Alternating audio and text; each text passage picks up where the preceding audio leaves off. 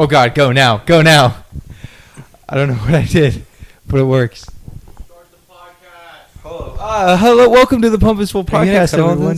What? Are you going to cut the beginning part? Sure, yeah, we'll cut it. No worries. Hello, and welcome to the Pump is Full podcast. After 45 minutes of me trying to figure out how to get this to work, I somehow got it to work. All right, for today's episode, we will be discussing the Dolphins Texans trade, some of the big NFL games coming up, and college football this past weekend. So first with the Dolphins Texans trade, I just want to point out the fact that the Dolphins use as much draft capital to get Laramie Tunsil, who is honestly, while he could be good, is a little bit unproven, and Kenny Stills, who's at best going to be the third receiver on that team. What are your thoughts on that?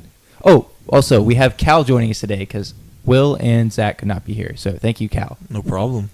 Yeah, I think it was a little shocking that they pulled it off. I didn't pay attention too much to the details until you told me that it was about the same amount. They would you say the same as Antonio Brown? It was 2 firsts and a second is what they used to trade between them. Yeah, I don't think Kenny Stills is going to make that big of an impact for them. Like you said, at best he'll be the third guy. He's still a decent receiver, but I feel like they're not in a desperate need for a receiver. And then Laramie Tunsil, unless he's going to be the guy that's going to fix their kind of offensive line problems that they've had the whole time since Deshaun's been there, I don't see the point of it. But Cal, your thoughts?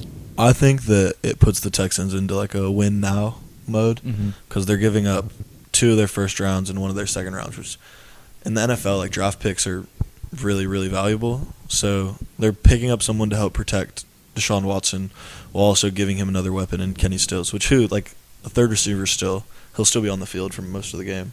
Yeah, but I remember because we were talking about on the way over here, they had Kiki Kute already, so yeah. It's they weren't, and Will Fuller and Hopkins are both really good. It wasn't like they were desperate for it, and it almost feels like they did it solely because of Andrew Luck, but because but then trading away Clowney is just, I don't understand that either. But I guess because him and Bill O'Brien didn't get along, but to say they're in a win now, which this trade does kind of put them in a win now, but then it almost seems kind of like a lateral move, putting shipping Clowney off to Seattle. Yeah, which is a great trade for Seattle. Would they give up a third and some bums for Jadeveon Clowney? He's just going to improve that line because they traded Frank Clark this past year. I don't remember what they gave up. I think they got a draft pick. First and a second. Yeah, so they traded him right when his stock was the highest, and basically got an upgrade within Clowney. Definitely. I think he'll definitely have double-digit sacks for them this year. Yeah, they pretty much got the same player plus a first and a second. I think he's probably better than Frank Clark, so they upgraded. I'd rather have Clowney. Did you all see that Tua said? I'm not sure if this was an accurate report or not, but Tua might stay at Alabama for another year, which I think the Dolphins honestly could be listen, Tua, we want you. We have the draft capital to get Jerry Jeudy too. We'll get you and Jerry Jeudy. I think that'd be a very interesting take on what they could do with all the draft capital they have right now. I don't know why Tua would stay because Trevor Lawrence probably isn't going to stay for 4 years. So him and Tua would be in the same quarterback draft class if Tua stayed for 4 and Trevor stayed for 3. Lawrence didn't look that good against Georgia Tech. I don't know if y'all watched that. It was just the first game of the year, though. I still think he's probably the best quarterback in college football. I would disagree on that, but that's when we can move down to college. So just a preview for the games. The games we're going to be talking about for NFL are Pittsburgh, New England, Green Bay, Chicago, Colts, Chargers, Atlanta, and Minnesota, and what was the last one? Panthers, Rams. Panthers, Rams, yeah. All right, so Pittsburgh, New England. What are your all's thoughts on that? It's the primetime game, kind of the cap off of the NFL opening weekend. Obviously, there's Monday night, but this is this definitely the best game of the weekend. You have New England's gonna have their ring ceremony, celebrate the Super Bowl. All that it'll be Pittsburgh's first look without Antonio, and they didn't have Le'Veon last year, but they still have that kind of drama following. So it's gonna be a all kind of cleaned out Pittsburgh team. I think it'll be a really good game. I'm really excited. I think these are obviously the two, I guess you would call them powerhouses of the AFC, the 2 name-brand teams from there. Mm-hmm. I'm really excited just to see because there's almost so many questions with both teams to an extent because you have Pittsburgh, you're they're rid of the drama, can they improve? Then you have New England, who No Gronk. no Gronk. Yeah. I think Josh Gordon's back. Gordon's just coming back. Mhm. They lost N'Keal Harry. Yeah. It's gonna be. I'm really interested on that. What are your thoughts on that, Cal? I think that the Patriots are going to end up winning the game just because it's always tough to pick against Belichick and Brady, no matter how old either one of them are. I don't want this to be my Steelers bias, but I think finally this is finally the time Pittsburgh wins. Because also New England normally does struggle for at least September. They always drop like a game or two. They normally win. Yeah. I think this game, I'm calling it like 24-17 Pittsburgh, Ooh. but I will admit there's definitely bias in that. No, it's honestly probably more likely New England wins, but I'm going to call it 24-17 Yeah. Pittsburgh. I'm interested to see the Steelers wide receiver because Juju's taking over the number 1 spot, and then you have like Moncrief and will probably be Washington number are 2. Yeah. both going to get a lot of touches. I think that'll be interesting. Probably the best rivalry in the NFL, Green Bay, Chicago. I'm really It's the excited for oldest. that. What? It's the oldest. Yeah, oldest Yeah. too. Yeah, I think the record is like 100-99 or it's some insanely close number. I'm picking. I don't know who I want to pick for this. I want to say Chicago, but I think it's Aaron Rodgers is kind of gonna dust off some of the hate and kind Chill of. the- Mm-hmm. Yeah. I'm calling. I think this game will probably end up being like a 2017 kind of game, like Mhm. 20-17, going with Green Bay in this. But I'm very excited for this one. I think it's gonna be interesting to see kind of Matt LaFleur's kind of like system, His debut. and his everything. debut at coaching. I agree with you that I think Rodgers is gonna want to kind of go out there and kind of ball out, kind of brush off all the hate and all the like naysayers and people kind of talking bad about him throughout the offseason. I think it's interesting to see like the Packers kind of young defense because throughout the past like 3 to 4 years in the draft, they've just been like draft pick after draft pick on like high like capital defensive players. I feel like they're about to like get close to where they're all like producing at like a pretty high level. Mhm. Yeah. I think the Bears are going to win the game, Mhm. but that's just because the Bears' defense is just so dominant, and they picked up Ha Clinton Dix, and they still have Eddie Jackson, they still have Khalil Mack, and Roquan Smith at linebacker. I like They're Roquan just Smith. so young and powerful, but also Aaron Rodgers just has the ability to take over any game when Yeah. when he's on. Like, it's tough to beat the Packers, so I- it can go either way. Like I said, I do think he's probably the best. I think it's QB. definitely going to go down to the fourth quarter. Yeah, Yeah. I don't know. It's going to be a fun game to watch like throughout the whole time. Thursday night. Thursday night. I'm so excited for it. Coming up next, we have Colts Chargers. This is probably the biggest question mark game there is because this is going to see how Colts do without Andrew Luck. I'm not necessarily like that excited for this game. Just like if Andrew Luck was playing, I think it'd be one of the best games of the weekend. I still think it'll be a pretty good game because the Colts. I mean, like they have like probably a Super Bowl caliber team. Just to, like the skill positions in the defense. I think it's gonna be interesting to see like Jacoby Brissett kind of like stepping back into that like starting quarterback role. And him, like, kind of knowing now, like, I'm the guy, at least for this year. Doesn't have to think about, when's Luck coming back or all that. Did you see they gave him a contract Yeah. extension last night? They did, Yeah. yeah. Like And 2 that was- extra years. Yeah. I think Yeah. that was just kind of give him confidence. I think, I mean, like, they said they, like, earlier in the offseason, like, they feel that he was the best backup in the NFL. So I feel like he could translate into, like, a decent starter for them.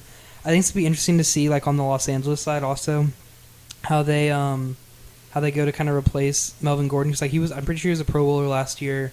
Like, he did miss some time last year, so, like, they're not unfamiliar, but it's going to be interesting to see how they, like, split it up between Austin Eckler and Justin Jackson. I think they Yeah. said they're not giving him an extension, or like they're just not talking about it anymore. They're or talking something about like- trades now. Yeah, they're shopping him right now. Supposedly they're in talks with, like, one team. People on Twitter, Who do you think? they're saying it's Tampa, but I don't know. I don't know. What are your thoughts on that, Cal? Well, I saw a list earlier today of like the 5 teams that have the cap space to be able to pick up Melvin Gordon, but also teams that it would make sense for him to like play on for like the depth chart's just not super crowded. And I guess Tampa was on the list, but also the 49ers stuck out to me. I think it'd be interesting to see him there. I could see the 49ers.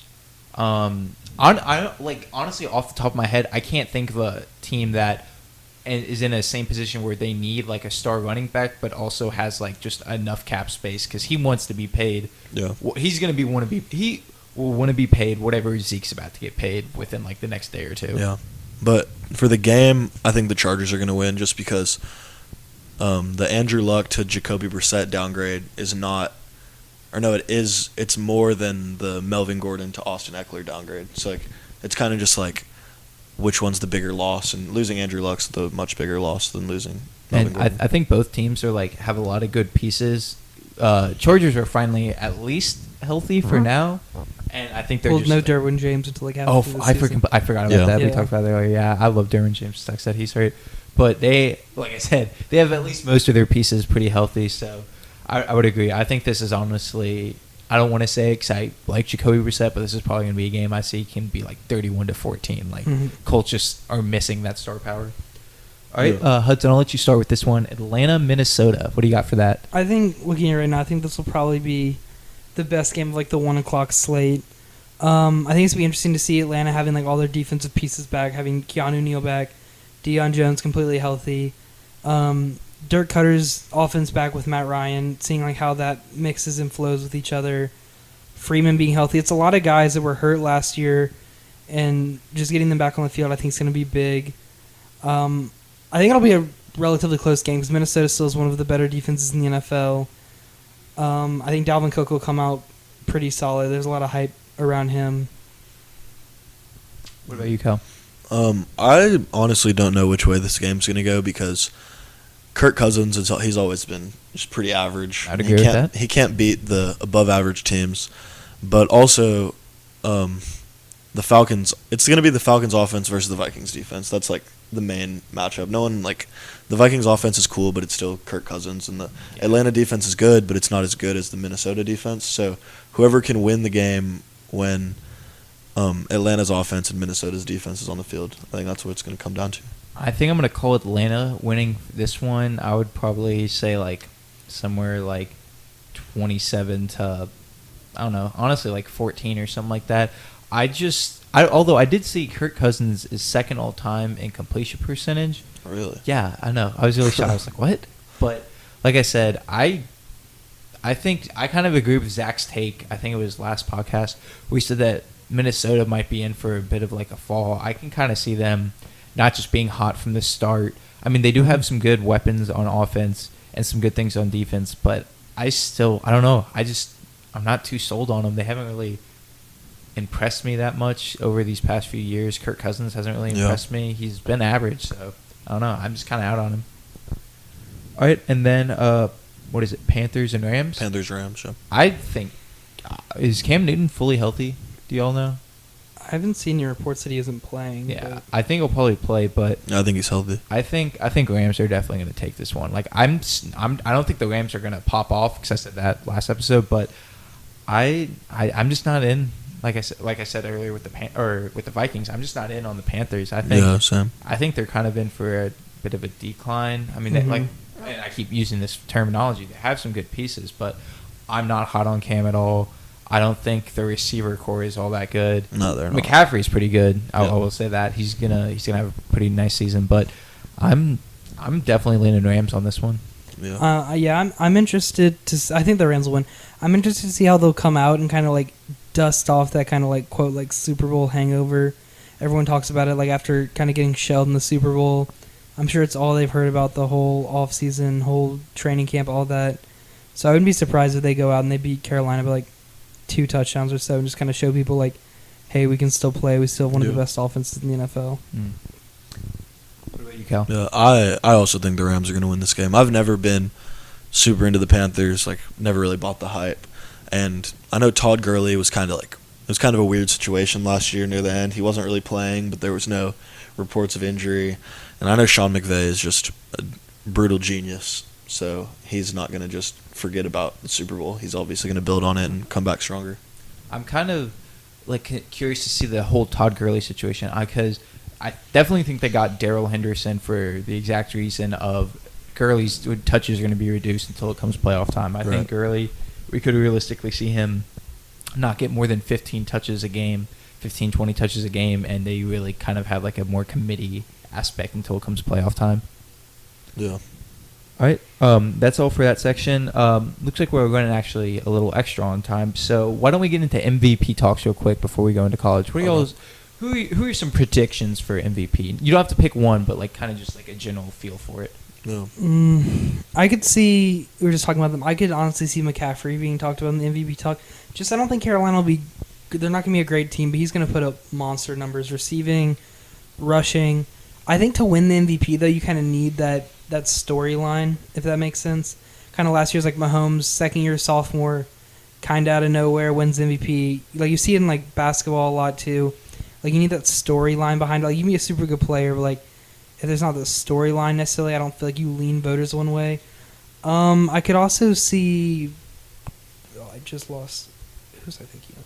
I could see Drew Brees. I hate to say that as like a Falcons fan. That's who I had. But like the storyline, it was kind of around last year, except Mahomes kind of beat him out for it. Was like, oh, he's never won an MVP. It's kind of crazy. Like this late in his career, he could win one.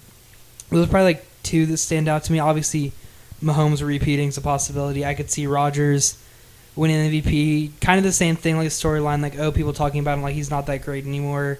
He's kind of a diva, all that. Those are probably like the four that kind of stand out to me off the top of my head. Mm-hmm. No. I think I had Breeze written down if I had to pick one right now. But I think if Mahomes puts up the same numbers as last year, I don't think he'll win it. I think, like, even though he put up crazy video game numbers last year, he still needs to make a little bit of an improvement if he wants to go back-to-back. But also, like, Brady could obviously always win it just because it's Tom Brady. Same with Rodgers. Like, the elite level of quarterbacks are kind of always all in the running. Mm-hmm. But I would pick Drew Brees. So I would say my one hot take one, I'd say I probably have like a hot take one and then two like probably more realistic ones. I think if Aaron Rodgers can get, like, if the Packers go to the playoffs and he keeps around the same statistics, probably a little bit better. If he has like, so he threw 25 touchdowns, 2 picks. So I'd say if he can probably bump that up a little bit more to like maybe around like 30 touchdowns and like 3 picks, and the Packers go to the playoffs with a like I guess rookie head coach, I definitely could see him getting another MVP. We're all kind of saying it. Drew Brees has the storyline of he hasn't won one, so it's very plausible for him to get one. And he put up pretty good numbers until I think he kind of threw away the MVP, if I'm not mistaken, last season, the last games. And then I guess my hot take one is, we said this last time, but I think there's a chance almost for the same reason Ben Roethlisberger could win it this year. I hate that Skip Bayless is the one who's on the Ben for MVP hype train, but he has like the same storyline where there was all this drama in Pittsburgh. They also just recently lost their wide receiver coach, so there's like a little bit added story to that. He's done with his radio show. He lost Brown. He lost Bell. Everyone's buying out on the Steelers and buying in on the Browns.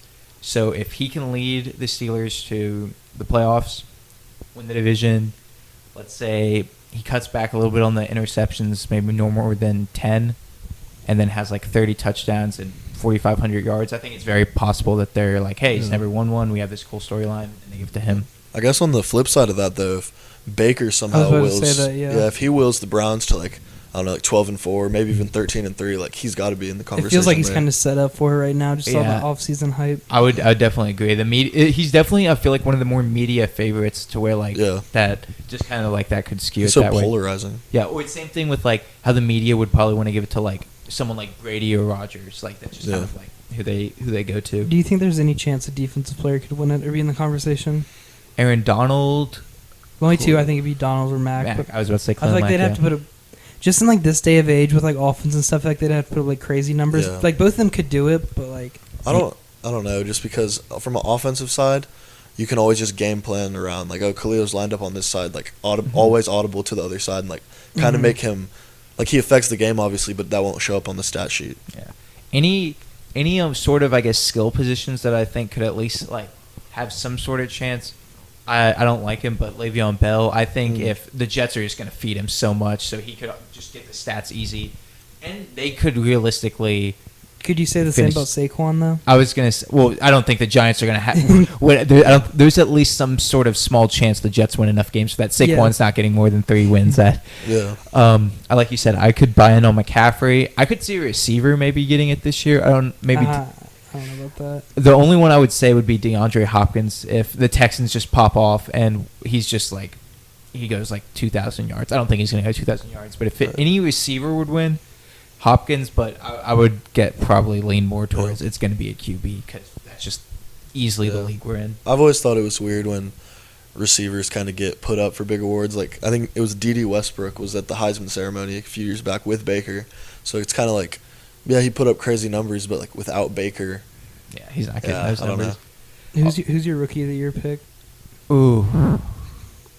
I have my defensive rookie of the year pick.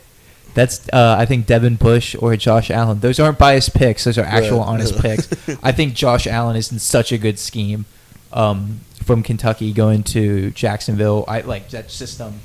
He's got so many good players on that D line, like Darius and Calais Campbell and Yannick Ngakoue. Like, he's just gonna thrive there. And then Devin Bush, just because he's like that middle linebacker Pittsburgh needed. And if their defense elevates, all the like praise is probably gonna get put on him. Yeah. I can't I think think of offensive. I feel like Kyler's gonna be the obvious choice everyone's gonna talk about. I don't think that's he'll win it. Obvious choice. I don't think he's gonna win it though. Just I feel like he's gonna struggle a little bit. Especially I think Cliff Kingsbury will struggle a little bit with his like play calling. For I sure. think my two picks, probably like 1A and 1B, or one. I messed that up. I think. Yeah, no, I did that right. Would I probably go with either like David Montgomery or Miles Sanders, because I think both of them are probably by the end of the season will definitely be the starting running backs for both teams. Both teams are like legitimate playoff contending teams, and I feel like they'll both have like pretty solid stat lines. Yeah, Yeah. I can't think of a quarterback that's honestly, other than Kyler, who would have a chance at winning it. Haskins maybe, but Yeah, he's not I even going to guess. start the I was year gonna off. say, that's what I was Right. saying. Like, he's not going to start. Yeah, I don't know. You got anything, Cal? I like the David Montgomery pick just because I watched him play in college live like 2 or 3 times, and he's a really great player. But also, I really like Josh Jacobs because in the Oakland can see that. offense, they're gonna run. Gruden loves to run the ball, and I know in college Josh Jacobs didn't have that heavy of a workload, so he's still kind of fresh, I guess you could say. What kind of back is he? He's not a power back, is he? Is he more of an outside? I watched him in the national championship game mostly. Like I don't think really he watch can do Alabama everything. games. I think he can run up the middle, Okay. but he has speed to hit the outside. Yeah, All right. he's All a right. grown man. All right. So, quick word from our sponsor. Seems we could take a break. Hudson, do we have any sponsors? Unions are our sponsors this week. Unions are our sponsors. Also, we have a couple shout-outs to give. I'll give the first one. Shout out to Jack Durham. You know why I'm doing this. Is there another shout-out we have? Shout out AOC AFC. for supporting unions. And then what about Little Bruce? And Lil Bruce. Shout And out- Big Bruce. Shout out Little and Big Bruce. Could I shout out my boys back home? Sure. I'd like to shout out my boys back home. All right. And then a quick animal fact. So, did you all know that the blue whale has the world's largest vagina? It can fit 4 to 5 men in it, making it the second largest vagina behind Antonio Brown. Now to college. All right. Jalen Hurts. Oklahoma might actually have 3 Heisman winners. He is so good. Oh my God. He can run the ball. He can throw dots. Like, he just went off when was that? Was it Sunday night? Sunday night. Yeah. Sunday Sunday night. night. Oh my God. He was Houston. so good. I think he's the Heisman front runner right now. Honestly, yeah. I think it's him or Jonathan Taylor. especially when I was going to talk about him Yeah. next, especially with like the storyline aspect of it. Mm-hmm. He, like with Oklahoma just having like transfer quarterbacks just popping off. I mean, he's just good. I don't know what else to say. I think we'll know after, just like a kind of side note about Oklahoma. I think the Heisman hype will be around him all year, but I think Oklahoma's set up for another Big 12 championship and probably playoff run. Depending, I feel like we'll see this weekend how Texas fares against like LSU. Oh, yeah. I think that's gonna really show if like Texas like can give Oklahoma like a legitimate like run for their money. But if they get blown out or don't look good against LSU, I think Oklahoma has a pretty easy path back to the playoffs. Yeah. My one concern about Jalen Hurts was if he would be able to fill in like after Baker and Kyler, just like the amount of passes they threw and like how accurate you have to be and just high speed like tempo for the Oklahoma offense. And he went in with 20 for 23, so he kind of showed me all he needed to show me. Yeah, it's honestly props to him. Though he was the starting QB at Alabama, got benched, stayed for that whole year, played when he could, and then it was just in his best interest to transfer. And I mean, I have nothing but respect for Jalen Hurts. Yeah. Honestly, like good for him. Definitely. And then Jonathan Taylor also could win the Heisman. He just had another great game as well. I mean, obviously, what was the score of that Wisconsin game? Like 49-0 or something ridiculous They like smacked that. him with something Yeah, like I think that. it ended up Yeah. being 49-0. But I mean, obviously, he played a big role in that. He had a really good season last year. His stats, he had 135 yards, 2 touchdowns, and then he had 48 yards receiving and 2 receiving touchdowns. So he did everything for them.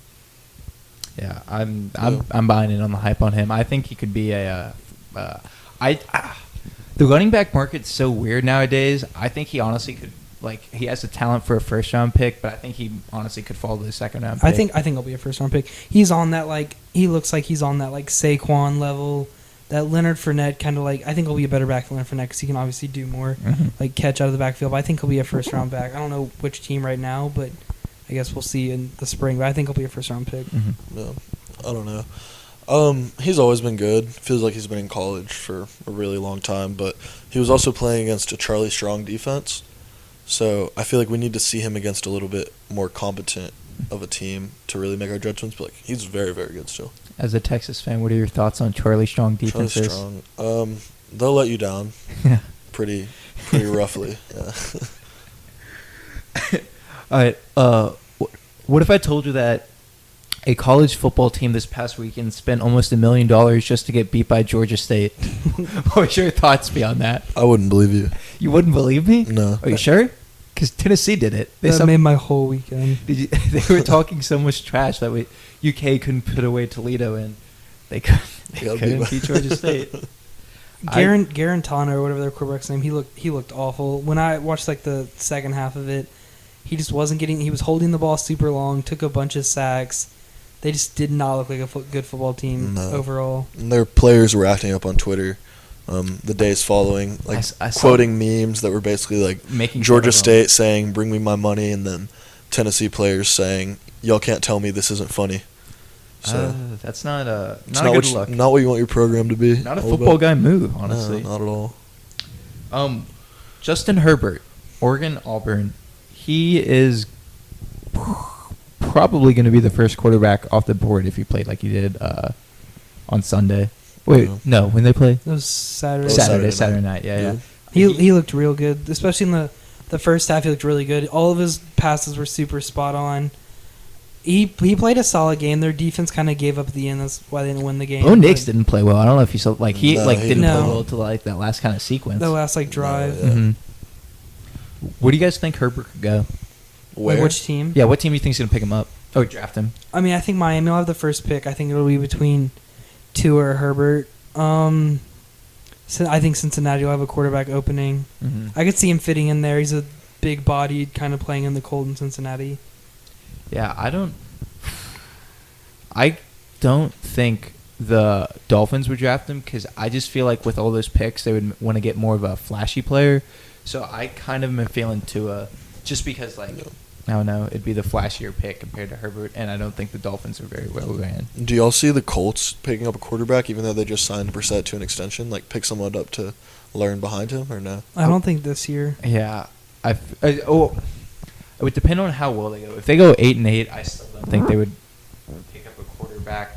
I think they would get him a few. Yeah, Swag Kelly. I think they signed Brian Hoyer, so Swag will not be the backup quarterback. That is a riotable offense, honestly. But I don't know. I would say they would probably want to get just a couple more pieces with their draft picks, get a couple more build-around players before they fully commit on a QB, because I don't know. You just don't want to give up. Obviously, you would give up as much draft capital as you needed to get your star player. But I don't know. I don't know. I think they could win the division. Oh wait, What? Swag Kelly suspended for the first 2 games. No. For what?